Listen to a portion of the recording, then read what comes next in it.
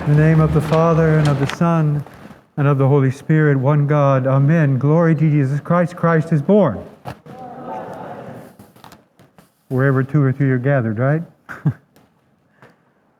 There are estimated to be tens of billions of galaxies in our solar system. 100 billion stars are thought to inhabit each galaxy. 200 billion trillion stars are thought to be in the universe. It is estimated that 100 billion stars are in our galaxy alone. And planet Earth is an insignificant ball of dust in a small solar system in the Milky Way galaxy, located in one of the spiral arms, called the Orion Arm, which lies about 2/3 of the way out from the center of the galaxy. How many universes are there? We don't even know that anymore. Maybe many, maybe one. But science is expanding our minds to the nearly unlimited mystery of the cosmos. And I love it. And we have a faith built upon a story of the birth of a child to a virgin in a cave in Bethlehem, whom we believe to be God incarnate. I think we need to see the story and our faith in the light of the expanding knowledge that we are gaining. Many of us live in the Ptolemaic universe, with Earth at the center of the circling cosmos, and humanity as the center of everything that exists. Perhaps that just isn't so. But we live like it, and we believe like it. The cosmos is a mystery. Everything is a mystery at its core. The difference between believers and scientists, generally speaking, is that scientists are more comfortable with mystery, with unanswered questions, and believers, more often than not, demand absolute certainty about everything. If that is our stance, then there is no room for mystery. And without the mystical, Christianity either becomes a political ideology or a mindless fundamentalism, neither of which I like at all. But let's leave those questions behind just for a moment. Contemplate them if you want to while you walk under the stars. But tonight we are faced with a mystery that occurred on this dust ball. That of the incarnation of the Son of God. And in the light of this, we are mere children intellectually. We cannot understand this. And yet we believe that God has revealed it to us in this way. And here I will quote again from Alan Watts' remarkable book, Behold the Spirit. Quote, "To get an abstract, universal, or spiritual truth into the understanding of a child, which we all are, one must make it concrete.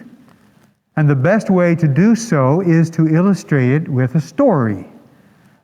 Because God intends the gift of union and its realization for all humanity, not merely an esoteric elite. He therefore embodies the gift in a story, a mythos, which is acted out in real life in Palestine under the governorship of Pontius Pilate. Universal realities are hard to perceive because of the vastness of their extent. To be brought to our attention, they must be localized. The air is all around us, but we do not notice it until the wind blows." End quote. There's a channel on YouTube where villagers from places like Pakistan and India are introduced to things that we Americans take for granted, like opera, pizza, Ferrero Rocher candy, and farm machinery, things like that. And then they are asked for their response. Sometimes it's funny, sometimes poignant, and almost always fascinating.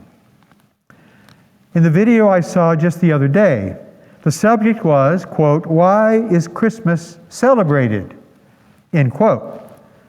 The panel consisted of two young men, a slightly older gentleman, and an old man to whom the others gave great respect and deference, all from a village in India.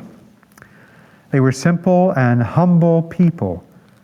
Not one of them had a clue except that Christians celebrated it solemnly.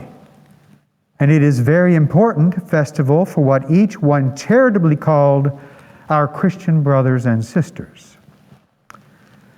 The moderator then played a video narrated by some Christians who told the story of Christmas as it appears in St. Matthew's Gospel. The graphics and music were professional. The atmosphere was, to put it mildly, kind of cosmic, with beautiful pictures of the heavens and glittering depictions of angels where appropriate, glowing images of the Holy Family in a cave with animals, shepherds, and wise men, with soft electronic music swelling in and out. The narrators were average church-going folks of varying ethnicities. It was quite an arresting video, to be honest. It was interesting to watch the faces of the villagers. They were mesmerized by the story. Each miraculous moment and every stirring word from the text left them speechless. Often they lifted their hands in praise to God and uttered words like amazing and wonderful. Especially the old man, who could barely contain his emotion. At the end, the older young man said, "I am trembling all over." One of the younger men said, "From now on, although I am a Hindu, I too will celebrate this great festival." The old man, overcome with inspiration, grabbed a drum and to the percussive sound began to sing, "O God, we are your servants." The others joined in, and the video ended. And I would call that perfect praise. I confess that I became inspired myself, not only with the retelling of the story, which is quite thrilling if you look at it, but with the simple childlike responses of these four beautiful Hindu villagers who for the very first time had an encounter with Christ. Stories are powerful things. Instead of facts and logic, we are given stories and parables that challenge our most cherished beliefs and inspire us to think more deeply, to entertain our doubts, to search, to wonder. The stories are not boxes or prisons for our minds. They are more like launching pads from which we are invited to explore the hidden truths they contain. There is where we face the truth, where our minds are halted in their incessant internal dialogues and insistence on absolute clarity about everything.